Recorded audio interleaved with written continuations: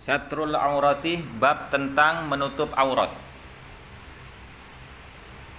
Yushtaratu li sihhati sholati, disyaratkan untuk mengesahkan sholat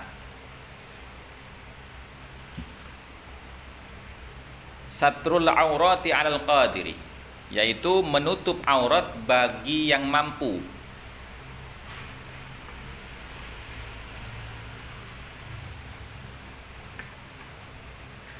Faman ajaza, maka barang siapa orang yang tidak mampu ansatriha,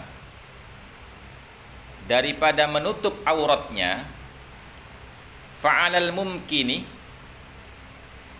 maka boleh mengerjakan al mumkini, yang mungkin bisa ditutup.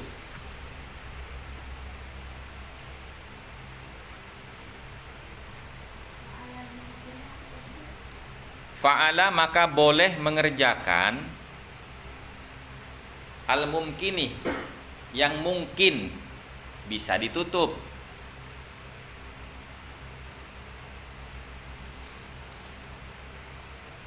Yushtaratu li sihhati sholati, disyaratkan untuk mengesahkan sholat, yaitu satrul aurati alal qadiri, menutup aurat bagi yang mampu.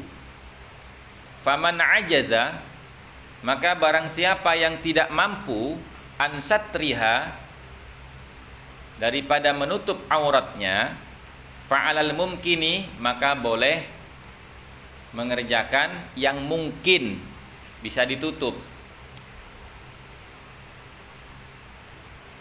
Summa, kemudian yusolli, sholat seseorang arian, dalam keadaan telanjang, bila i'adatin, dengan tanpa mengulang sholatnya.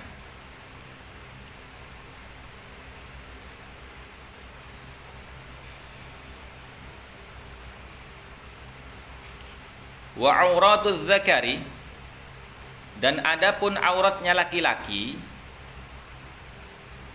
itu ma baina surrati war rukbati,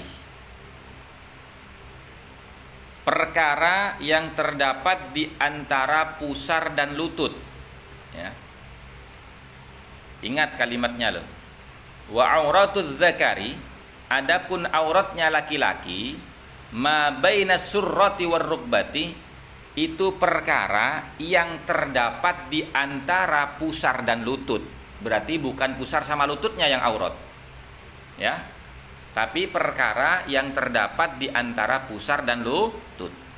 Selama ini kita salah memahami, karena yang ketika kita tanya aurat laki-laki itu bagaimana, dari pusar sampai lutut. Loh, dari mana kalimat itu? Padahal semua kitab tidak ada yang menyebutkan wa auratuz zakari minas surrati war rukbati. Enggak ada yang begitu. Semua kitab menyebutkan wa auratuz zakari ma bainas surrati war rukbati, bukan minas surrati war rukbati. Kalau minas surrati war rukbati berarti aurat laki-laki dari pusar sampai lutut. Tapi kalimatnya ma bainas surrati war rukbati, aurat laki-laki itu perkara yang terdapat di antara pusar dan lutut. Oh, itu harus dipahami.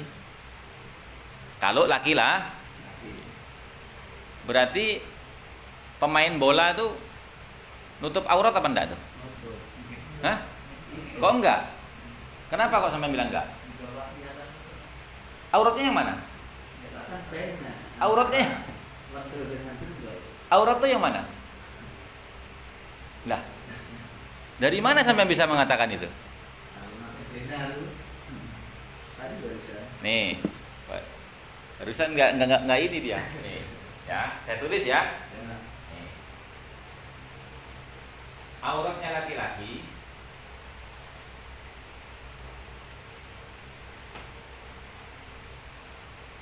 ini kalimatnya nih, ma baina as-surrati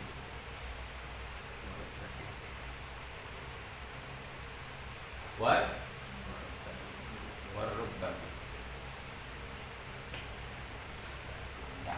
Ini kalimatnya.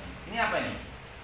Auratnya laki, adapun auratnya laki-laki itu perkara baina yang terdapat di antara pusar dan lutut.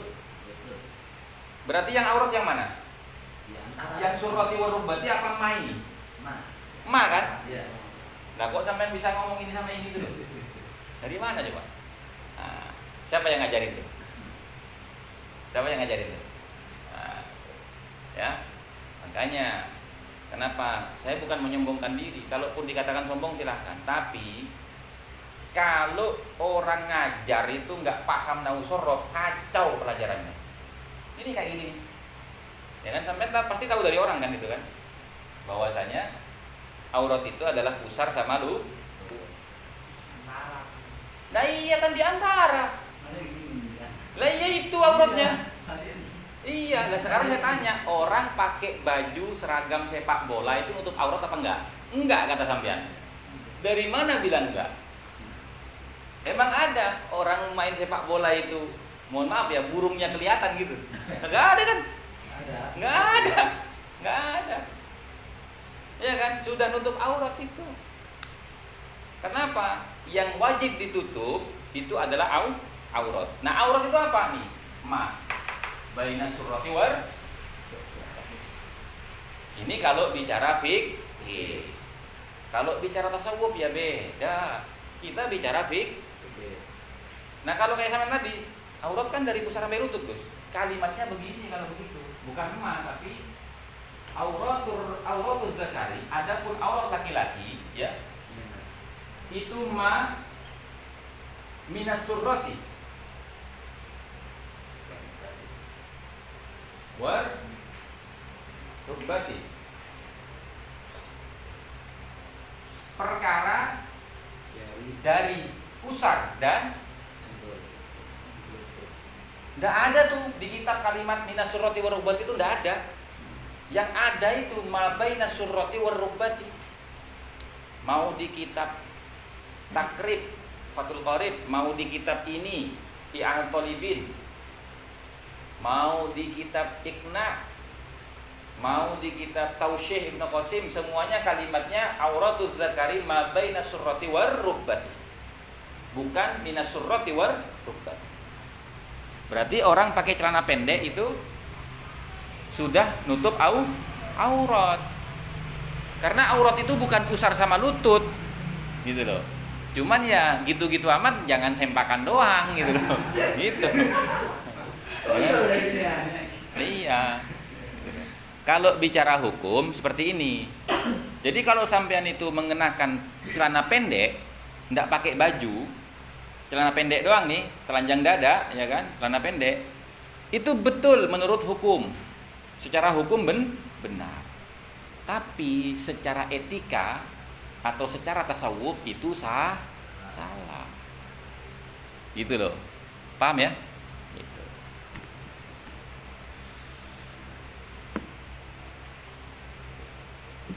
Ya. Wa kadzalikal amatu, dan demikian juga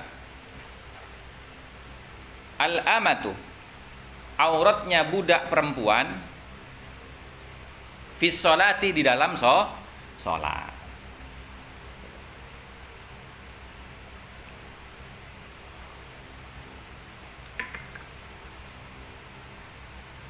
Wa auratul unsa, dan adapun auratnya perempuan al-hurrati, perempuan yang merdeka, jami'u badaniha, yaitu seluruh anggota badannya, seluruh tubuhnya, masiwal wajhi, selain wajah, wal kaffaini, dan kedua telapak tangan, ilal ku'aini, sampai pergelangan tangan. Telapak tangan yang mana? Ini ya, berarti ini tetap wajib itu. Tuh. Yang ini tidak apa-apa kelihatan. Ini wajib tutup. Sampai ku'ain. Ku'ain itu mana? Pergelangan nih. Jadi dari sini sampai sini boleh kelihatan. Sebaliknya tidak boleh. Atau selebihnya nggak boleh.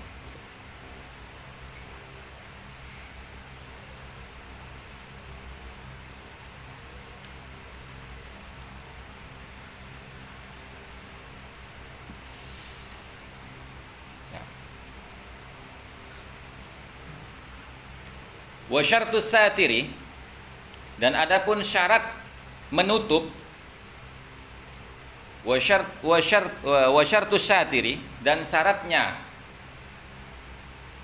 penutup, yaitu pakaian ya, pakaian yang menutup. Satir itu kan penghalang atau sesuatu yang digunakan untuk menutup aurat. Alla yasifah launal basyarati, syaratnya satir, alla yasifa launal basyarati, hendaknya tidak menampakkan launal basyarati, warna kulit.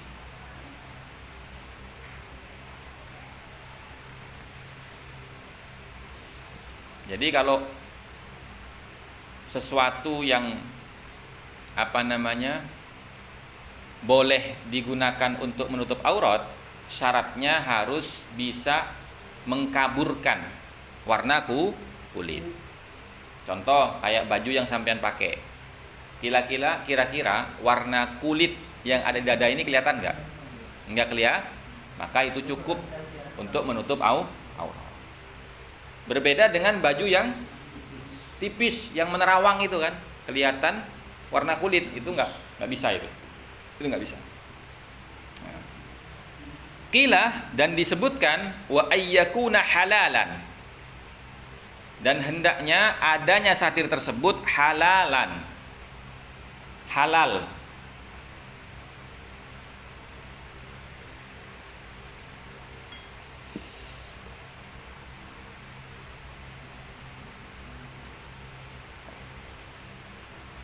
Wa yundabu lirrajuli, dan disunnahkan lirrajuli, bagi laki-laki, ayyursila izarahu, untuk menjulurkan sarungnya, wa qamisahu, dan gamisnya, ila nisfis saqi, sampai separuh betis. Sampai separuh betis. Wa yahrumu, dan haram. Apa yang haram? Ma jawazal ka'baini, sarung atau gamis yang menjulur sampai melewati kedua mata kaki. Lil khuyala'i, jika untuk menyombongkan diri atau jika untuk kesombongan. Jadi kalau orang pakai sarung atau pakai gamis kok sampai menutup mata kaki dan tujuannya untuk menyombongkan diri, maka itu haram. Tapi kalau bukan karena menyombongkan diri, memang karena sudah menjadi adat kebiasaan, maka itu hukumnya makruh. Karena lawan sunnah adalah makruh, bukan haram lawannya. Walil mar'ati, dan bagi perempuan, irsalu saubiha, hendaknya menjulurkan pakaiannya, alal ardi, atas bumi, qadra shibrin, kira-kira 1 jengkal, au zira'in, atau 1 lengan. Shibrin itu 1 jengkal nih. Jengkal kan begini nih. Kalau dhira itu dari ujung jari sampai ke siku, itu dhira. Jadi kalau perempuan harus seperti itu pakaiannya.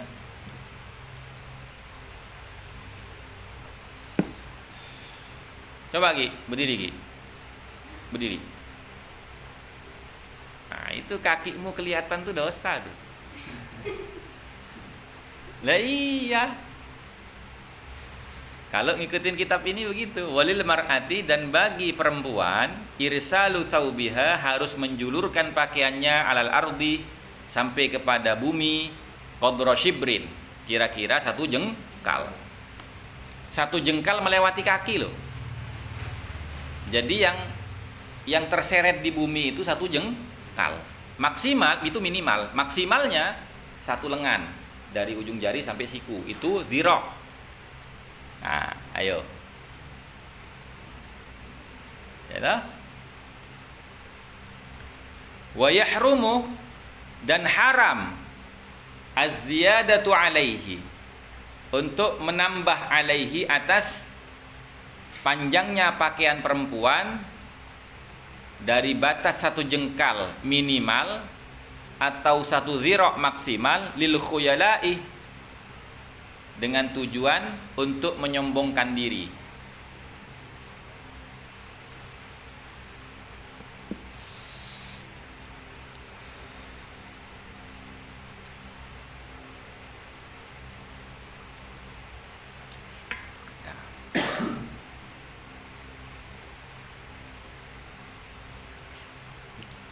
Jadi kesimpulannya, salah satu syarat sahnya sholat, salah satu syarat sahnya sholat itu adalah menutup aurat bagi orang yang mampu menutup auratnya.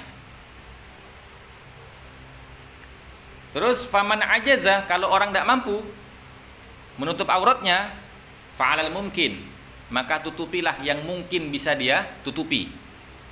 Summa yusolli 'ariyan bila i'adatin. Kemudian dia boleh melakukan sholat dalam keadaan telanjang dengan tanpa mengulang sholatnya. Lah kan kelihatan orang, Gus. Loh, kamu sholat di depan umum apa di dalam kamar? Kan kalau di depan umum kan nggak mungkin kamu nggak nutup aurat, ah. Yang kita bahas ini, kalau seumpamanya sampean kemarin tuh cerita ya, masuk ke rumah melaksanakan mau sholat, ternyata baju kita tidak ada yang suci. Baju kita di rumah nggak ada yang suci. Terus waktu sholat sudah mepet, ya kan? Kalau kita sibuk mencari pinjaman baju, maka ada kemungkinan besar waktu sholat akan habis. Maka bagaimana? Tutupilah aurat kalian sebisa mungkin. Kalau nggak bisa, yusolli 'ariyan bila i'adah, maka sholatlah dalam keadaan telanjang tanpa mengulang sholatnya. Maksudnya gimana? Cari tempat sepi yang sekiranya nggak ada orang. Kalau kalian tanggalkan pakaian kalian yang najis itu, yang tidak bisa digunakan untuk sholat, nggak ada orang yang bisa ngelihat aurat kita. Maka ketika kita sudah menemukan tempat sepi itu, yang kita yakini tidak akan ada orang yang melihat aktivitas kita di situ, maka bukalah pakaian itu, karena tidak boleh dibawa sholat. Karena pakaian yang dibawa sholat itu harus suci. Kemarin sudah jelasin kan? Syaratnya adalah suci badan dari hadas kecil, hadas besar, suci pakaian, suci tempat, ya toh? Nah, yang bermasalah sekarang pakaiannya nggak suci, dan kita nggak punya pakaian serep yang bisa digunakan untuk sholat. Sementara waktu sudah mepet. Kalau kita sibuk mencari pinjaman baju, maka waktu akan habis. Maka sholatlah dalam keadaan telanjang tanpa mengulang sholat. Itu loh. Jadi bukan berarti kita boleh telanjang di depan umum, enggak begitu.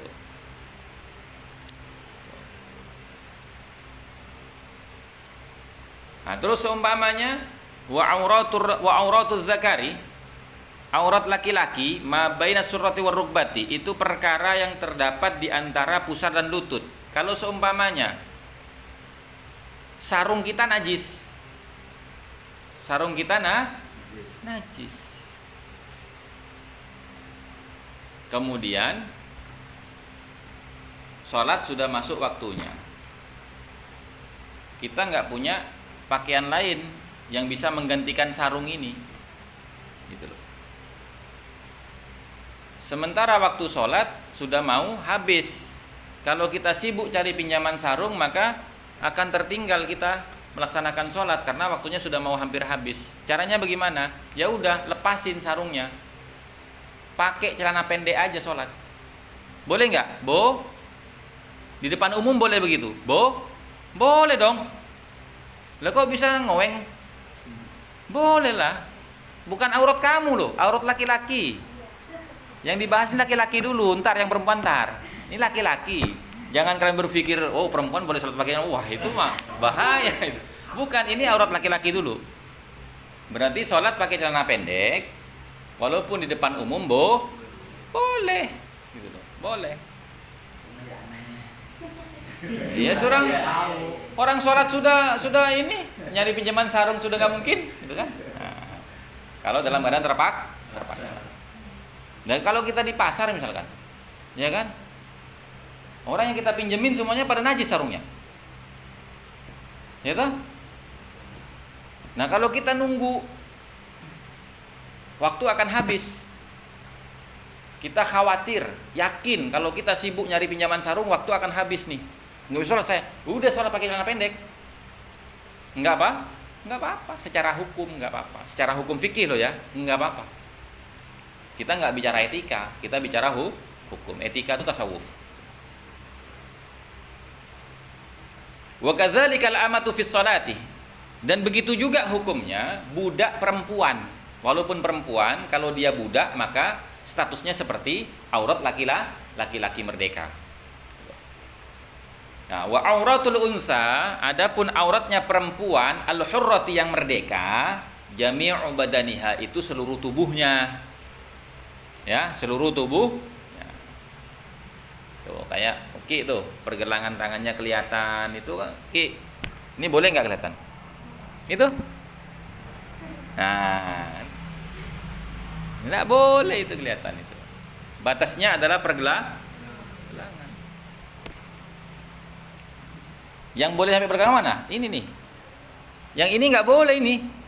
Terus kamu sampai begini nih. Iya.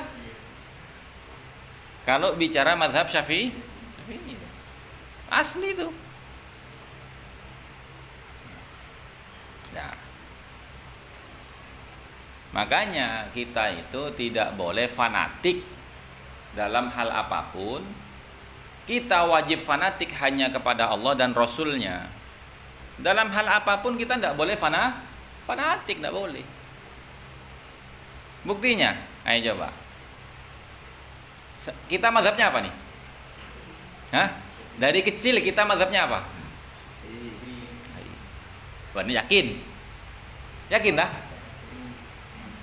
Cara nutup auratnya aja bukan Syafi'i kita.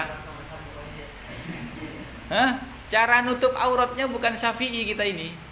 Cara nutup auratnya Imam Hanafi kita. Kenapa? Muka kelihatan, tangan, telapak tangan sama zahirnya tangan kelihatan, kaki kelihatan. Gitu? Iya.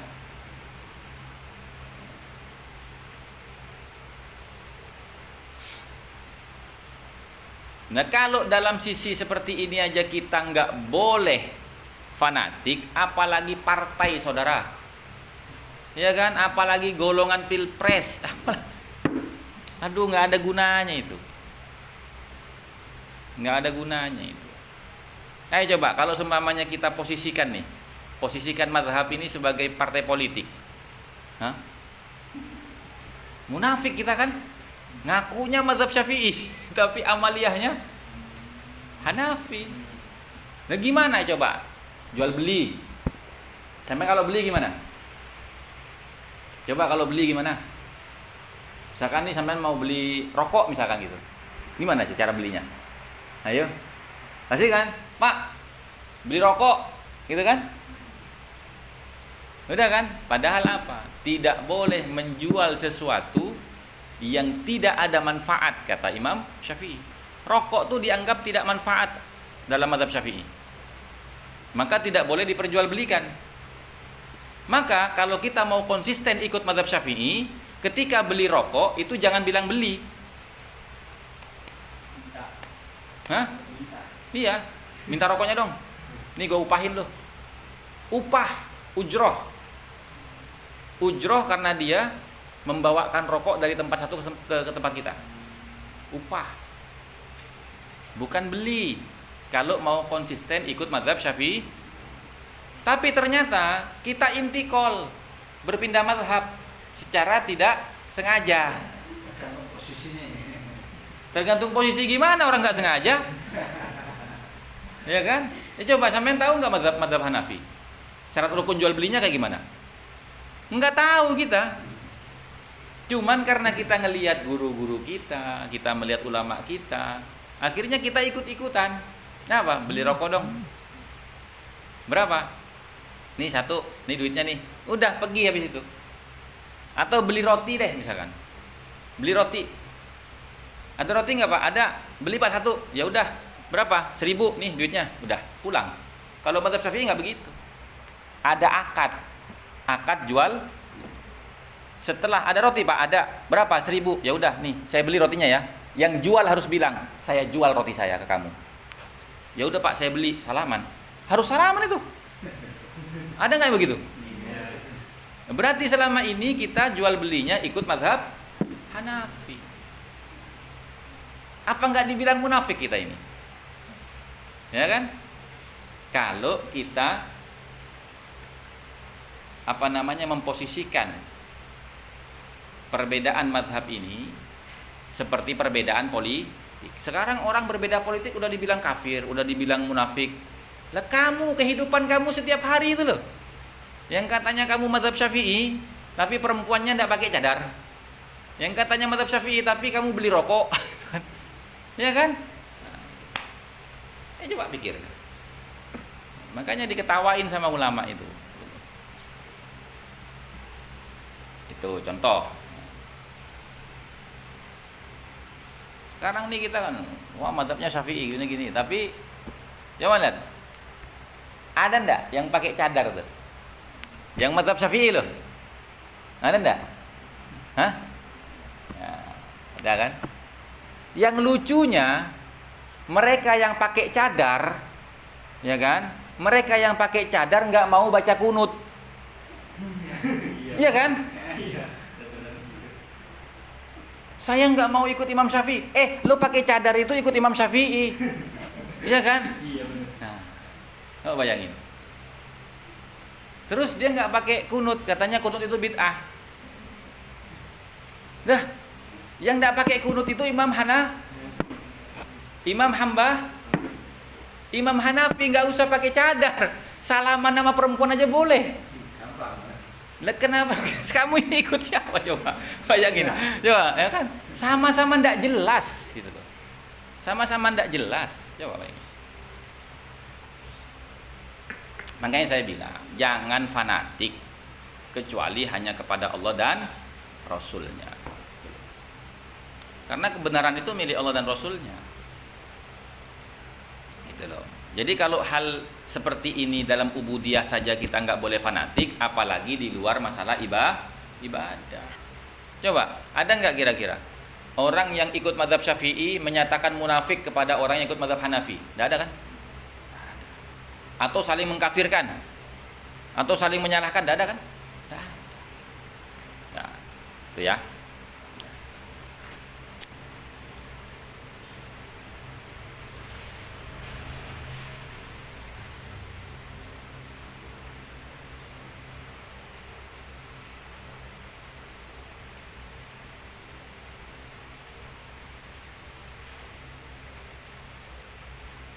Udah cukup sampai sini ya. Ada pertanyaan nggak kira-kira? Ada pertanyaan nggak? Nggak ada? Ya. Ini Gus, kita kan yang tadi yang kayak misal pakaian nanti itu kan. Ya. Misal kan kita kerja, ya kan? Ya yang kita tahu ya tempatnya istilahnya ya kayak paling mungkin debu apa-apa itu kan ya. Kayak gimana ya? Ya antara najis apa enggak dan kita tidak memungkinkan untuk ganti-ganti itu gimana Gus? Enggak. Sekarang gini loh. Kalau bicara hukum fikih harus jelas. Kan kemarin udah jelasin, najis itu ada dua. Ada ainiyah, ada hukmiyah.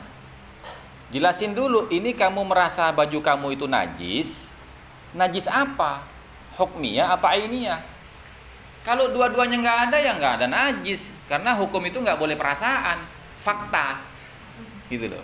Kalau cuma keringat nggak apa-apa. Oh ya iya, memang kalau keringat manusia najis mah ketika kita sholat panasan itu batal. Kan soalnya kayak namanya tempat kerja kan kita nggak tahu kadang kita habis nginjek apa takutnya kena begitu. Lah iya itu. Lah iya.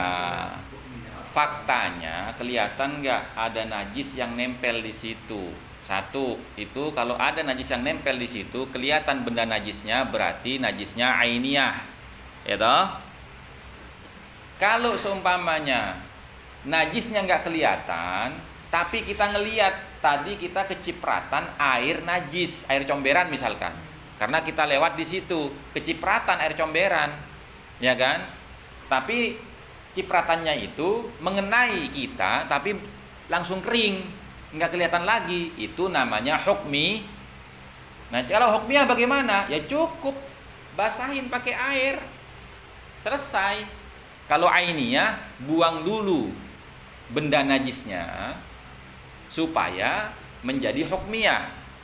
Ya kan? Ketika ainiyahnya hilang, benda najisnya dihilangkan, maka sisanya adalah hukmiyah. Nah, kalau sudah menjadi hukmiyah, maka cukup yujaryul ma'i, disirami air. Yang penting ngalirin air. Misalkan nih, di mana? Di lengan sini. Ada najisnya nih, buang dulu. Udah buang. Ini kan jadi hukmiyah. Ambil air keran, siramin, cer. Yang ngalir sambil digosok-gosok, hilang, udah. Sholat gitu loh.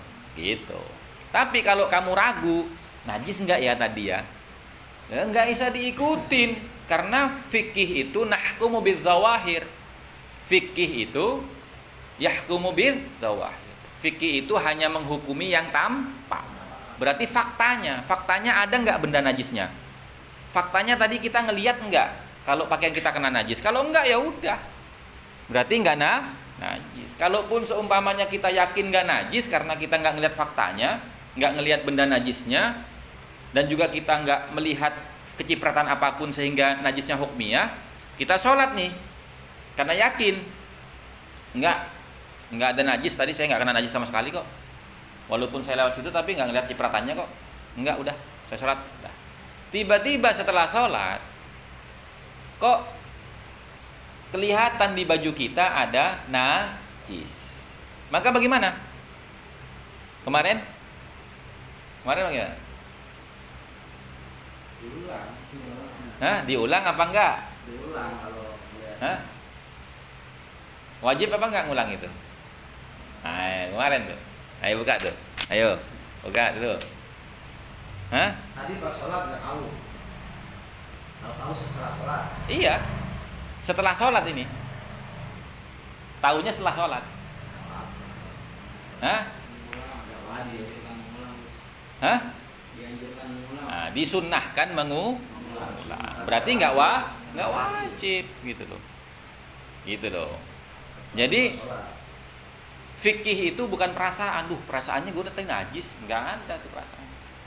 Makanya ketika orang itu sholat, ya kan, Allahu Akbar gitu kan, tiba-tiba di tengah-tengah sholat, ini dapat rokat berapa ya, 2 apa 3 ya, kan ragu-ragu nih, hilangkan keraguan itu, kurang 1 berarti,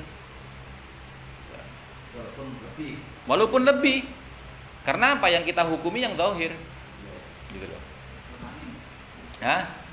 Loh, kok dikurangin ditambahin? Bukan dikurangin. Nah, kalau dikurangin tahu dari mana? Kalau dikurangin gimana coba? Caranya ngurangin gimana dalam sholat? 4 ya. Terus bagaimana? Ambil lagi, satu lagi. Itu kan nambahin. Enggak, cara nguranginnya gimana coba? Cara nguranginnya lo gimana? Kok sama bilang ngurangin itu loh?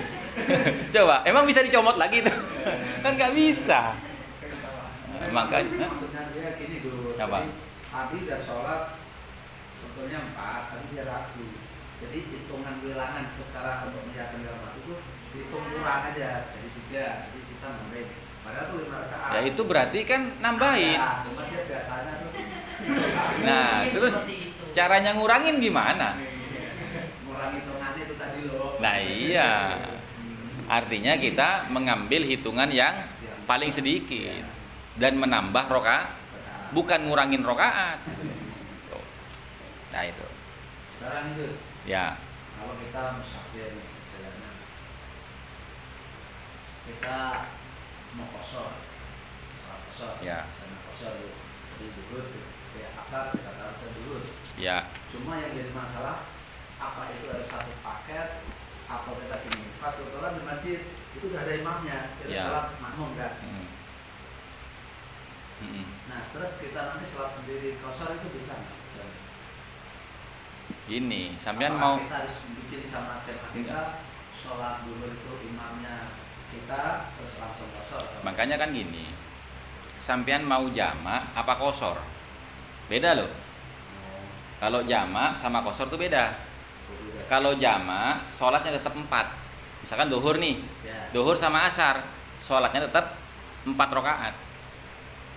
Setelah sholat duhur 4 rakaat, baru sholat asar 4 rakaat. Niatnya jamak. Hanya menggabungkan waktu saja kalau itu. Tapi kalau kosor, ya kan? Kalau kosor itu mengurangi. Tadi sholat duhurnya 4 dilaksanakan 2 rakaat. Nanti sholat asarnya 4, yang hasilnya 4 dikerjakan 2 rakaat juga. Itu namanya kosor. Tapi kalau jamak kosor, ya kan, menggabungkan 2 sholat dalam satu tempat sekaligus mengkosor, gitu loh. Paham ya? Maksudnya gini loh. Kalau jamak itu menggabungkan 2 sholat dalam salah satu waktu sholat. Misalkan kita mau mengkosor, kita mau menjamak sholat duhur dengan asar. Dijamaknya di waktu zuhur, maka kita mengerjakan sholat asar di waktu zuhur. Pertama, mengerjakan sholat duhur 4 rakaat, kemudian sholat asar 4 rakaat. Itu namanya jamak. Atau sebaliknya, kita menjamak sholat duhur dengan asar, kita kerjakan di waktu asar misalkan. Maka sholat asar dulu 4 rakaat, baru sholat duhur 4 rakaat. Ini namanya jamak. Kalau kosor, masuk waktu zuhur, kita kerjakan sholat duhur itu 2 rakaat. Kemudian jalan lagi nih. Terus masuk waktu asar, kita kerjakan lagi sholat asar 2 rakaat. Itu namanya kosor. Kemudian sekarang yang ketiga, jamak kosor. Ya kan? Menggabungkan 2 sholat dalam satu waktu sekaligus mengkosor, mengurangi jumlah sholat. Maka kalau kita kerjakan di sholat duhur, ya kan? Sholat duhur dulu 2 rakaat, baru sholat asar 2 rakaat. Atau sebaliknya, sholat asar dulu 2 rakaat, kemudian sholat duhur 2 rakaat. Ini yang mana? Mau jamak apa mau kosor? Atau jamak kosor gitu. Nah, kalau jamak kosor, maka sampean harus membuat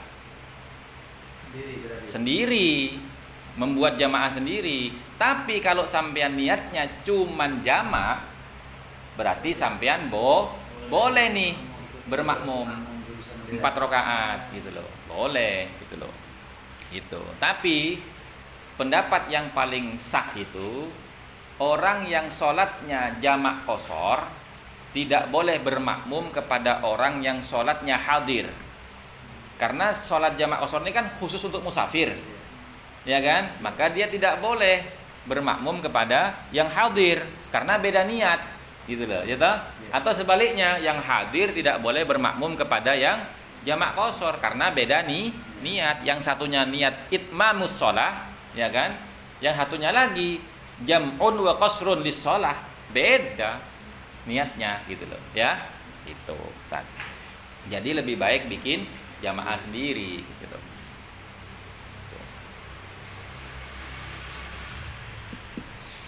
Ada lagi nggak pertanyaannya? Ayo. Hati-hati, belajar yang rajin ulangan.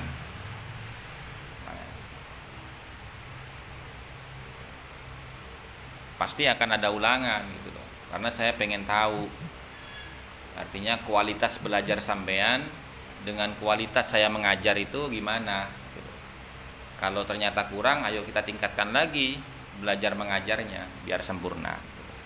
Kalau memang tidak ada pertanyaan lagi, kita cukupkan sampai di sini. Mudah-mudahan apa yang kita pelajari pada malam hari ini mendatangkan ridhonya Allah Subhanahu wa taala, dan mudah-mudahan kita diberikan kemudahan oleh Allah untuk memahami apa yang kita pelajari selama ini, dan mudah-mudahan keistiqomahan kita dijaga oleh Allah Subhanahu wa taala sehingga kita bisa tetap istiqomah menjalankan perintahnya Allah dan menjalankan sunnahnya Rasulullah sampai akhir hayat kita, menemui ajal dalam keadaan husnul khatimah. Dan mudah-mudahan kita senantiasa menjadi umatnya Kanjeng Nabi Muhammad SAW yang senantiasa mendapatkan barokah syafaatnya fid dini wad dunya wal akhirah. Akhirul kalam, wallahul muwafiq ila aqwamit thoriq wal afu minkum. Assalamualaikum warahmatullahi wabarakatuh.